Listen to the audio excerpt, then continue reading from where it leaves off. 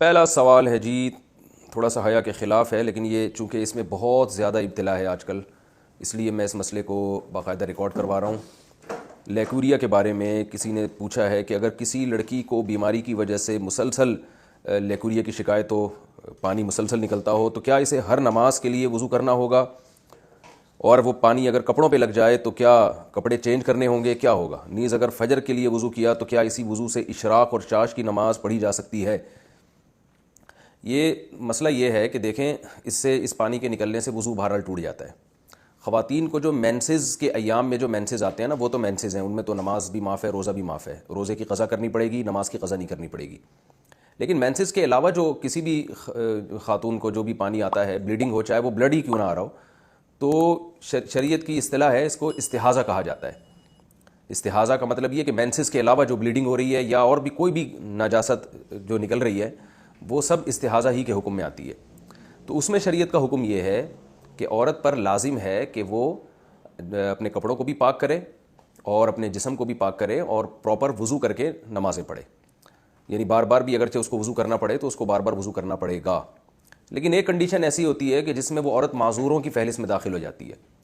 معذور کا مطلب یہ ہوتا ہے کہ اتنی زیادہ رطوبت جسم سے خارج ہو رہی ہے یا اتنی نجاست بار بار خارج ہو رہی ہے کہ نماز کا پورا ٹائم گزر جائے اور آپ کو اتنا ٹائم نہ ملے کہ آپ باقاعدہ وضو کر کے پاک کپڑوں میں نماز پڑھ سکیں۔ میں دوبارہ اس کو آسان لفظوں میں بتاتا ہوں، یعنی زندگی میں کبھی بھی ایسا ہو جائے نا کہ نماز کا پورا ٹائم آپ کا گزر گیا اور آپ پاک کپڑوں میں اپنے آپ کو پاک کر کے وضو کر کے نماز ہی نہیں پڑھ پا رہے ہیں۔ مثال کے طور پر ہم مغرب سے عشاء کی نماز کا ٹائم لے لیتے ہیں، یہ بہت تھوڑا ہوتا ہے۔ فار ایگزامپل، سورج غروب ہو رہا تھا 6:30 پہ اور عشاء کا وقت داخل ہو رہا ہے 7:30 پہ، تو 1 گھنٹے کا ٹائم آپ کے پاس ہے۔ ایک مثال دے رہا ہوں میں سمجھانے کے لیے۔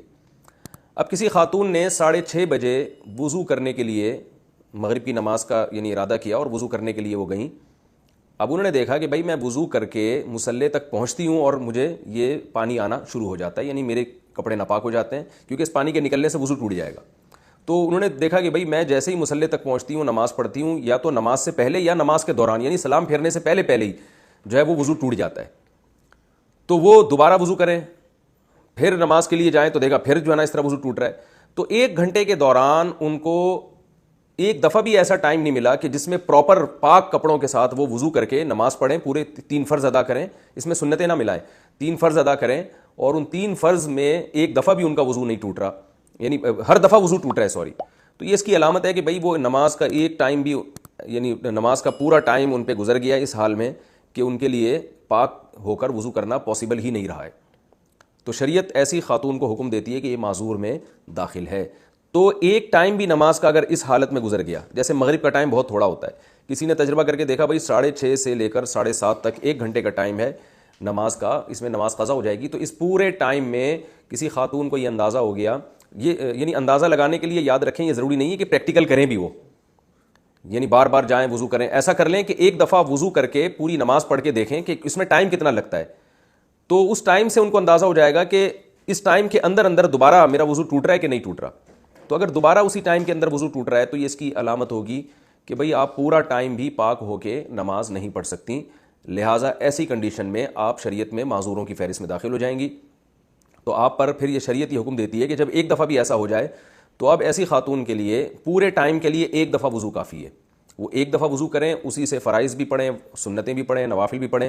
جب وہ ٹائم گزر جائے گا تو اگلی نماز کے لیے ان کو دوبارہ وضو کرنا پڑے گا، اور جس مرض میں وہ معذوری میں مبتلا ہوئی ہیں اس مرض کی وجہ سے یعنی اس لیکوریا کی وجہ سے وضو نہیں ٹوٹے گا۔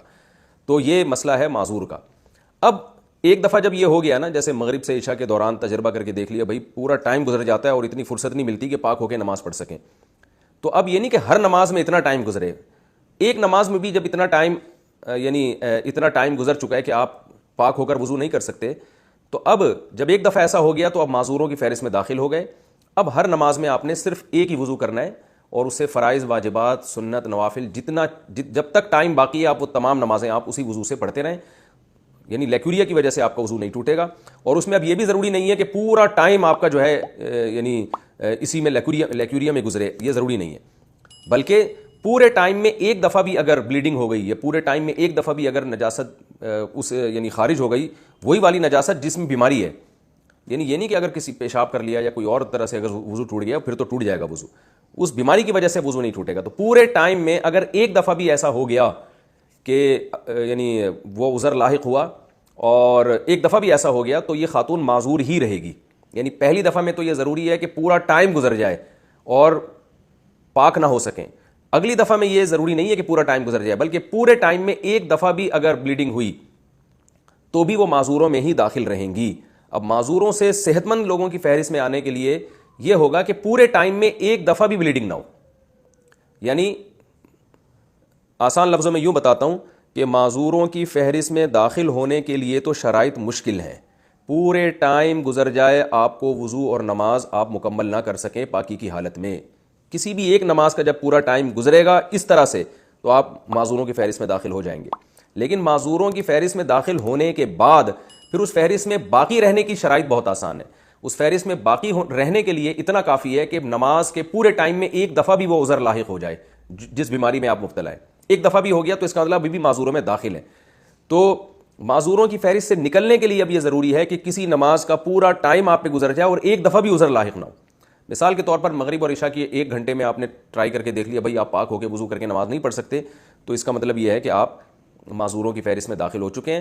اب آپ نے دیکھا کہ عشاء کا وقت سے لے کے صبح صادق تک پورا ٹائم گزر گیا، ایک دفعہ بھی اگر لیکوریا ہوا ہے اور بلیڈنگ وغیرہ ہوئی ہے تو بھی آپ معذور ہیں.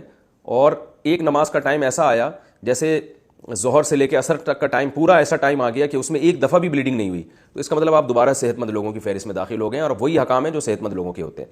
تو یہ جو میں نے مسئلہ بیان کیا یہ صرف لیکوریا کی مریض خواتین کا نہیں ہے، بلکہ ہر وہ شخص جو معذور ہو، چاہے مرد ہو یا عورت. بعض مردوں کو یہ بیماری ہوتی ہے، پیشاب کے قطرے ان کے ٹپکتے رہتے ہیں، بار بار وضو ٹوٹتا رہتا ہے. بعض لوگوں کو گیس کی بیماری ہوتی ہے، ہوا بہت زیادہ خارج ہوتی ہے ان کے پیٹ سے تو وہ وضو نہیں روک سکتے. بعض لوگوں کو کوئی زخم ہے جس میں پیپ پڑ گئی اور وہ پیپ نکل کے بہتی رہتی ہے. تو سب کا یہی حکم ہے کہ پورے ٹائم میں اگر ایک دفعہ بھی آپ کو ٹائم نہیں ملا پاک ہو کے وضو کرنے کا تو اب آپ معذور میں فہرست میں داخل ہو گئے. اب ہر نماز کے لیے بس ایک وضو کیا کریں، اور وہ جو عذر آپ کو لاحق ہوا ہے جیسے کوئی زخم ہے جس سے پیپ نکلتی رہتی ہے یا کوئی جو ہے پیشاب کے قطرے نکلتے رہتے ہیں کسی کو، تو اس عذر سے پھر اس کا وضو نہیں ٹوٹے گا. پورے ٹائم کے لیے ایک وضو کافی ہے.